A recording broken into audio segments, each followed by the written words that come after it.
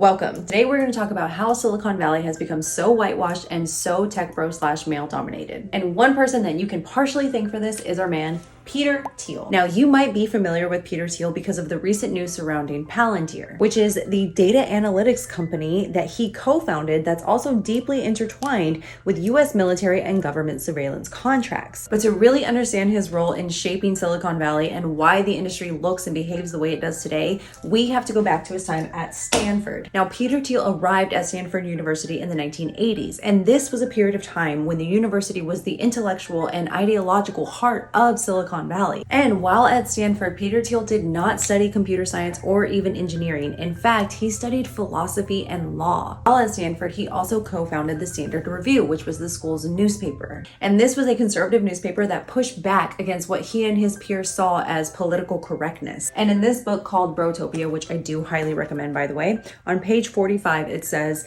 in the early 1990s, many universities were working to create a more multicultural curriculum, new program called Cultures, Ideas, and Values. There was also a push to create more diversity among students and faculty. Thiel and his colleagues at the Stanford Review saw these efforts as deeply misguided, writing that this was an attempt by professors to impose their personal anti-Western and anti-patriarchal beliefs on the student body. They even argued that universities should be blind to gender and race. It goes on to say, they also questioned the value of diversity and the idea that universities, companies, and governments function better when a broad range of people participate. The Stanford Review also targeted feminism. Go figure. Now, why this is important? Because his time at the Stanford Review peels back these layers in helping us gain more insight into his values. This is also important to note because his time at the Stanford Review is setting the stage for the infrastructure that is Silicon Valley. Now let's fast forward to the late 1990s. You have a student named Max Levchin, who's a computer scientist at Stanford. Meanwhile, Peter Thiel is at Stanford University giving a speech. So this is the first time where Max Levchin sees Peter Thiel. He then goes up to Peter Thiel and says, hey, can we go have lunch? The two of them go have lunch, and this is where they decide to start their company called Confinity. Now, while you have this going on over here, you have Elon Musk going on over here, starting his own company called X.com. Fast forward to the year 2000, and that's where we have the merger of X.com with Confinity to become what is now known as PayPal, and this is the start of the PayPal Mafia. Are you following me? So when they started PayPal, Thiel admits that he started to look for like-minded people that looked like him. In fact, on page 50, it states, Thiel admits in the book, his book 0 to 1, that when starting PayPal, he didn't sort through resumes looking for the most talented people. Mostly, he just brought in his buddies he'd worked with at the Stanford Review. And the same goes for Max Levchin. Max Levchin started to pull his buddies from his computer science program. So when they started PayPal, they started pulling from the same network, all at Stanford. And on page 50, it states, Levchin tells me PayPal's first 15 engineers were basically lifted straight from a computer graphics group that he ran on campus. And it continues, even Rob Watt acknowledges that it was almost impossible to get a job at PayPal without a connection to the company. We were very network driven in hiring, and they were very weird networks. The members of the PayPal Mafia explicitly believed, and some still do, that hiring an ideological diverse group of people would slow the company down when all they wanted to do was move faster. I don't think you can have first principle debates in a startup in the beginning, Rob Watt told me. In the beginning, it's better to have people who are more similar ideologically than different. Once you have alignment, then I think you can have a wide swath of people, views, and perspectives. Now let's fast forward to 2002, where PayPal sells to eBay for $1.5 billion. And Emily Chang, the author, states, after the sale to eBay, the PayPal Mafia unfurled like an octopus and deployed its tentacles all over Silicon Valley. So what does she mean by unfurled like an octopus and deployed its tentacles all over Silicon Valley? This is what she means. So I have created a diagram for you. Now at the top, we have all of the most prominent PayPal Mafia members. However, we probably are missing some, mind you. So we have members such as Peter Thiel, Max Levchin, Elon Musk, David Sacks, Stephen Chen, Chad Hurley, Michael Moritz, Keith Rabois, and many, many more. Now, as you can see, though it may be a little difficult in this lighting, I do understand, they go out to find and fund one another's companies, that these are some of the most prominent companies in Silicon Valley or in big tech or social media as we know it today. For instance, we have Yelp, we have SpaceX, we have Twitter, we have Tesla, we have YouTube, we have LinkedIn, we have Affirm, we have Square, we have Palantir.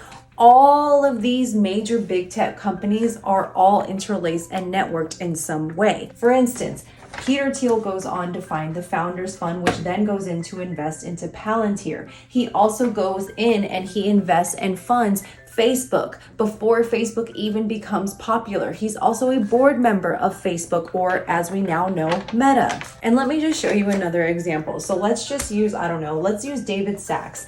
David Sachs goes on to find a company called Yammer. Yammer sells to Microsoft for $1.2 billion. So after the sell to Microsoft, he goes on and he becomes the CEO of another company called Zenefits.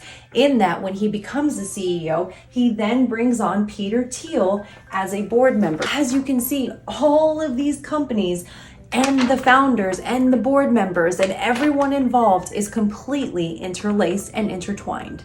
So this single network of mostly white men is connected to not only hundreds of billions of dollars in market value, but also they wield enormous influence not only over society, but what startups get funded and who are the people that are building them. And it's also important to note that Silicon Valley did not start this way. In the mid 20th century, women were the prominent programmers. For example, if you think about this story, which is called Proving Ground, the untold story of the 6 women who programmed the world's first modern computer. A lot of early tech was actually dominated by women, and women just unfortunately happened to be pushed out, which that's a whole nother video what we can talk about on another day. And what might be even more wild about all of this, or like the cherry on top of the cake, is this. Listen to this. In 2009, Peter Thiel wrote an essay in an online journal called Cato Unbound in which he declared, "I no longer believe that freedom and democracy are compatible." The 1920s were the last decade in American history during which one could be genuinely optimistic about politics.